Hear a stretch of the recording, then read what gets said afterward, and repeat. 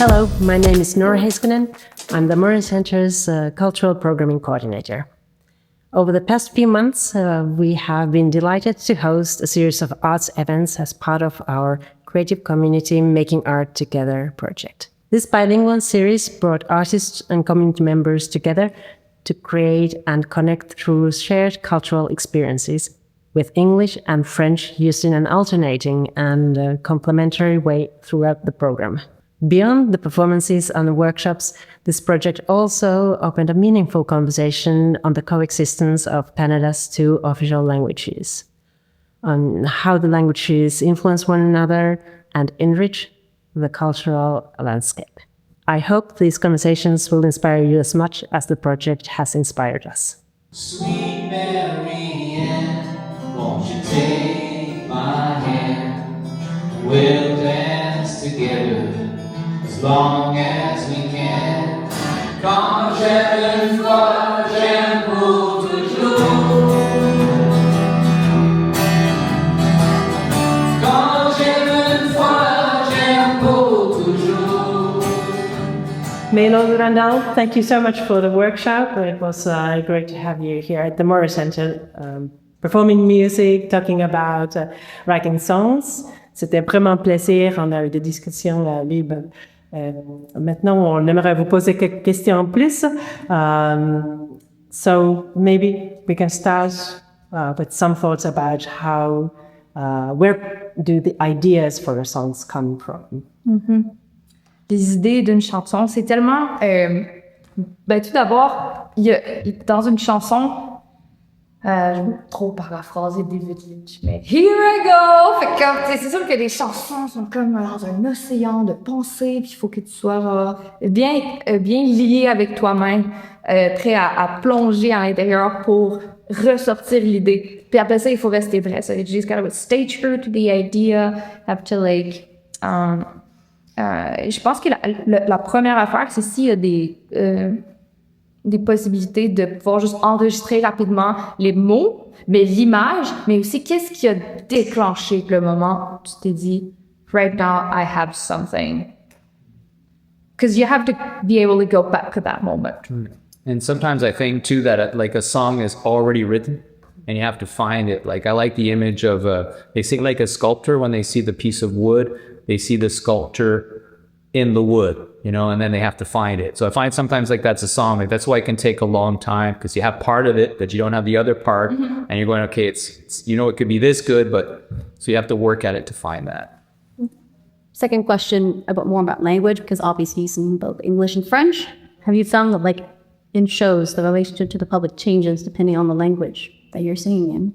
Yeah, I used to think about that a lot actually, and then because I'm here in Quebec City, so I actually used to write songs in French, and because for me the words were so important that I wanted people to understand the words. But now I realize that people are really comfortable with the words in English, and there's not a problem with me just singing in English if I'm in Quebec City. Usually I'll speak in French though, you know what I mean? But I'll present the song in French. But if the song's in English, it's in English. So that's. Ouais, moi, je pense que même en français, c'est différent pour tout le monde. Je pense que toutes les oreilles sont pas habituées à écouter les mots d'une chanson. En fait, beaucoup de gens sont habitués d'écouter la tune ensemble, mais les mots, c'est comme ça qui ressort. Fait que je remarque au contraire que des fois en français, il y a comme un désir de mieux comprendre les mots, alors qu'en anglais, des fois, c'est comme ça, c'est dans le sens où si j'écrivais des chansons plus en anglais et tout ça, on viendrait moins me dire articule, mettons. Je pense que ça reste génial. Un peu sur la route, donc chacun d'entre vous a une idée. Comment vous choisissez? Est-ce que l'idée est déjà en pensée ou est-ce qu'ensuite il y a une étape, un moment précis où vous disiez « Ah non, mais ça c'est une chanson ça va être en français ou en anglais ». Mais c'est vraiment intéressant parce qu'il y en a, je pense que je le faisais plus au début, puis il y a comme un temps est venu où j'ai fait, ok, je vais choisir la langue un peu dans laquelle je vais écrire, puis je vais comme parfaire mes capacités dans cette langue-là. Mais il y a eu un moment où j'étais vraiment, justement, puis là, c'était comme, j'avais comme 15 ans, j'allais à l'école en anglais. Like, every day is in English, every day is like, you're in it. Puis je me disais, ah, mais ça, c'est plus en français. Puis là, après ça, j'allais à l'école en français. J'étais comme, I have to write this in English. Parce que c'est comme si la langue devenait aussi une espèce d'échappatoire à la vie au quotidien, puis ça devenait une forme complètement juste poétique que je pouvais emprunter, je disais. And for me, I could say that I'm really influenced by French songwriters, like especially Richard Desjardins. It's probably one of my biggest influences, even though I'm really influenced by Dylan and Leonard Cohen. But Richard Desjardins is way, way up there for me.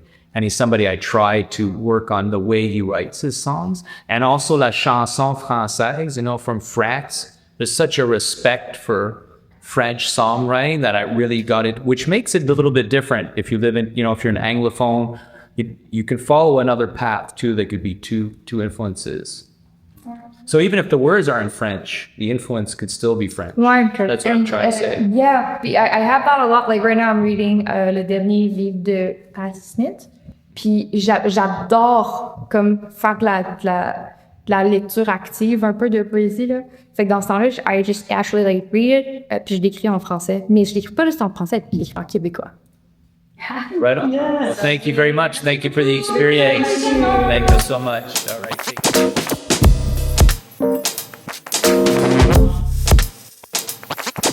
Simon Brown, Vanessa, thank you so much for the poetry workshop. On a eu un après-midi vraiment extraordinaire ici au Morin Center. Il y avait plus de 20 participants et participantes. And together with everybody, you're an exercise, different type of writing, and it was very inspiring. So thank you for the experience. On pense souvent à la traduction comme une sorte de vertu. Tu sais, c'est genre une espèce de passage obligé d'inclusion. Mais il me semble qu'il y a aussi du potentiel que ce soit quelque chose de générateur, quelque chose qui donne autre chose, qui mène vers un ailleurs. Je voulais savoir si vous avez des idées là-dessus. L'ailleurs de la traduction. Ben, pour moi, la traduction, c'est toujours... c'est jamais le même texte. C'est pas... Ou enfin, la traduction est impossible à la base. Donc... Ou enfin, si elle est possible, elle est vraiment plate.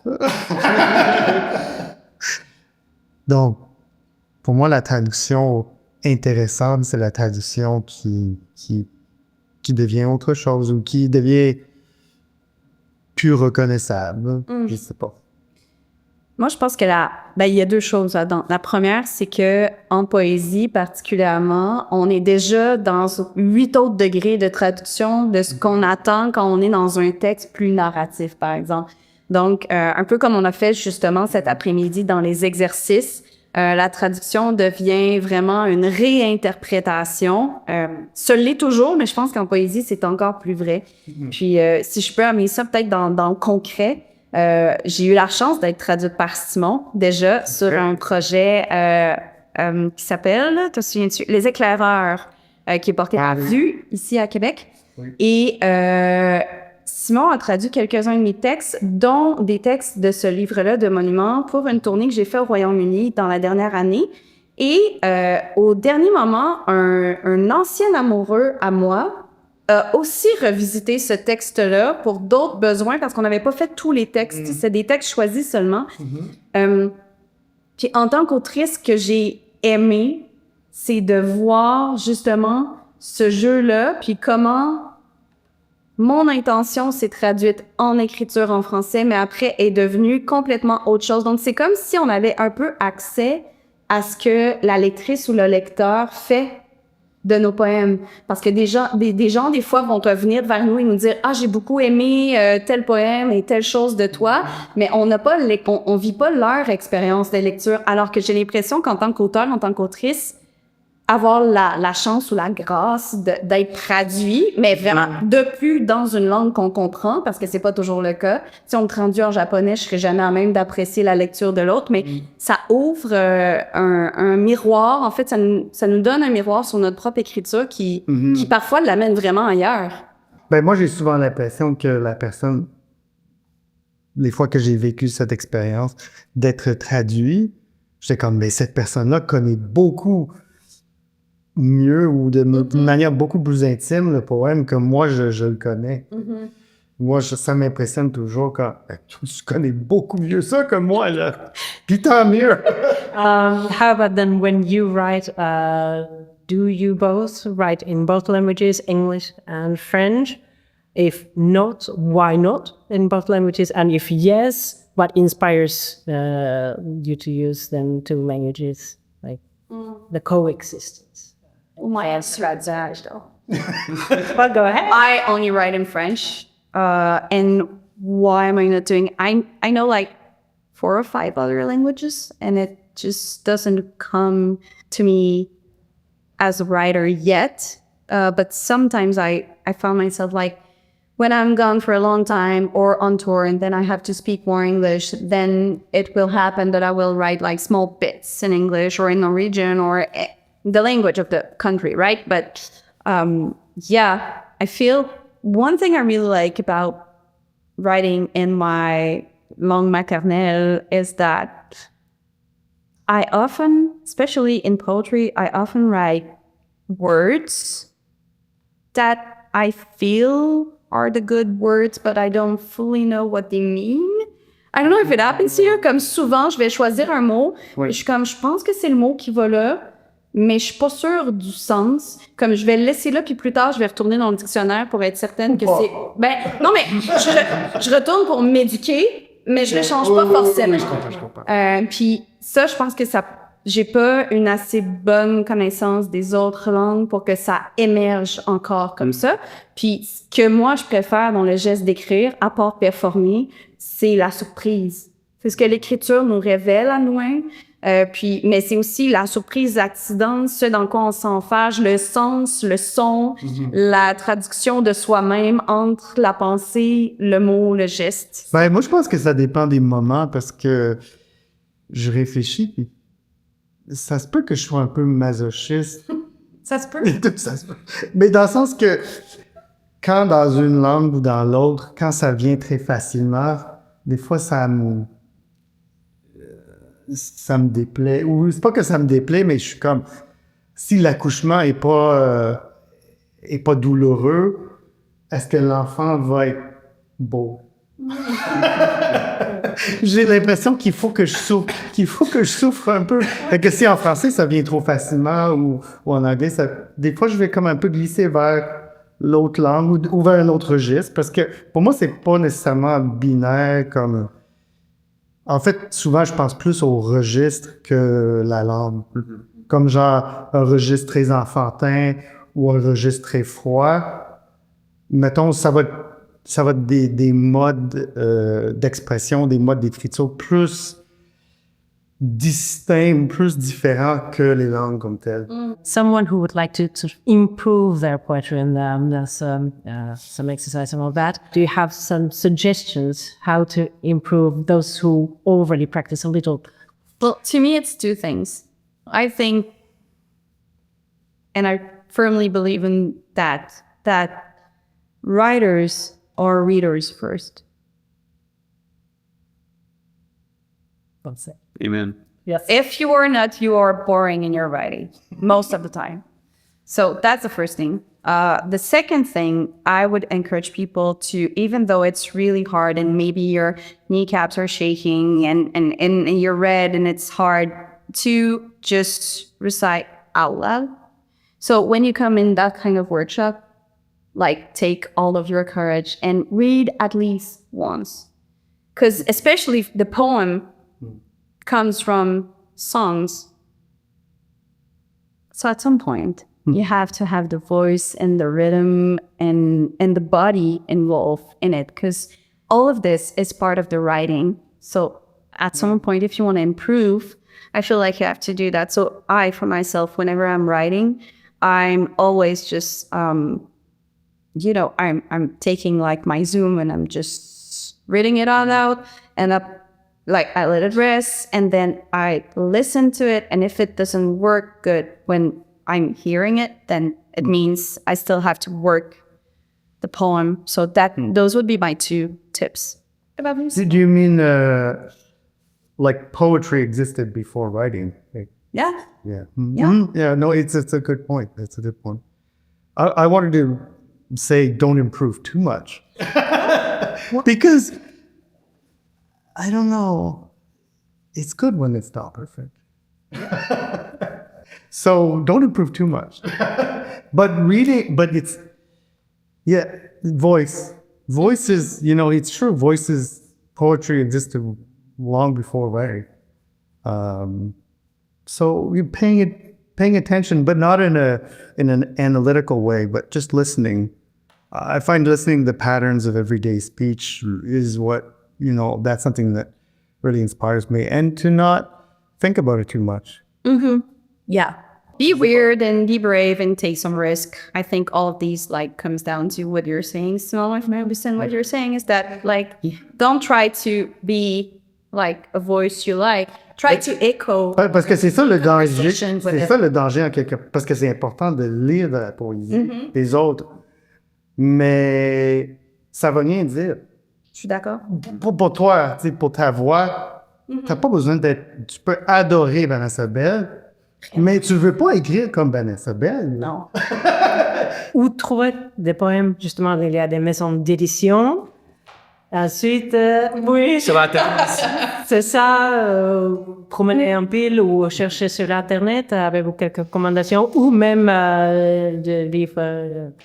Il y a des soirées organisées au Morin sont pour vrai extraordinaires. À chaque fois, moi, je suis vraiment impressionnée. Je suis pas venue souvent, mais je suis à chaque fois vraiment renversée. Je pense que comme les open mic, on juge souvent, mais évidemment, tout est pas bon, mais c'est un endroit pour aussi essayer. Puis ça, je pense que c'est important d'avoir des espaces où tester, se tromper, savoir aussi que tu es entouré de gens qui vont te rattraper, qui vont faire comme « Ah, il est pas prêt encore, ce poème-là ». Sinon, moi, c'est pas le seul, mais avec Catherine Cormier-Larose, on a fait une anthologie de la poésie des femmes au Québec dans les 20 dernières années. Puis, ça recoupe un peu tout ce qu'on vient de se dire. C'est-à-dire que moi, quand je vais dans les classes, j'arrive toujours avec une anthologie en disant « C'est impossible que vous aimiez pas la poésie. C'est impossible. Est-ce que tu as déjà entendu quelqu'un dire « J'aime pas la musique » ? Non. Mais aussi, une anthologie ou des formes similaires, ça donne la permission de ne pas tout aimer. Fait que ça, c'est vraiment super. Il faudrait qu'il y en ait plus. Oui. Mais comme ça, ça, j'aime pas ça. Mais ça me parle.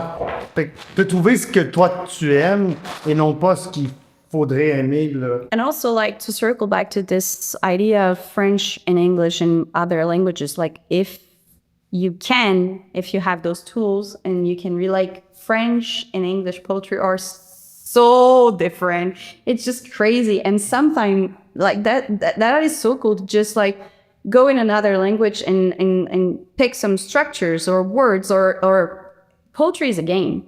So it's so interesting to see how languages plays that game differently. I think that's really cool. And also for big languages, because French and English are big languages, and there's, in the sense that there's, relatively speaking, a lot of things published in those languages, you can see, poetry from, or Spanish as well. If you read Spanish, you have access to a lot of different